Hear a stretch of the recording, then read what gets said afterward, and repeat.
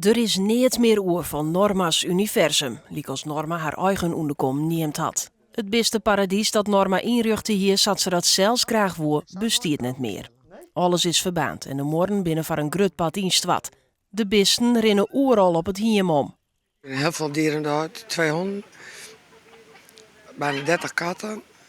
We weten het niet, misschien komen er nog katten tussen, dat weten we, dat kunnen we nog niet zeggen. De meeste vogels zijn dood, 25 vogels. Maar er zijn een stuk of 15 vissen redden en de rest is dood. Dus het is een ravage. Norma sliept voor eerst zelfs in de piepowijn zonder lucht en wetter. Vrienden en sympathisanten helpen haar zo goed en zo kwee als het kind maar de bisten. Er is zelfs een container bij haar brocht voor tijdelijke opvang van de hoen. Ook via Facebook en orenplatforms komen spontaan stiepe acties op gang. Wij hebben dat wel uitgegeven op dit moment, omdat wij helemaal overspoeld worden en we hebben hier nog zoveel te doen. Dus wat allemaal ingezameld wordt, dat proberen we straks gewoon naar 1 punt te doen. Dat iemand anders dat voor ons coördineert en dat we dan voor haar kunnen inzamelen voor de beesten.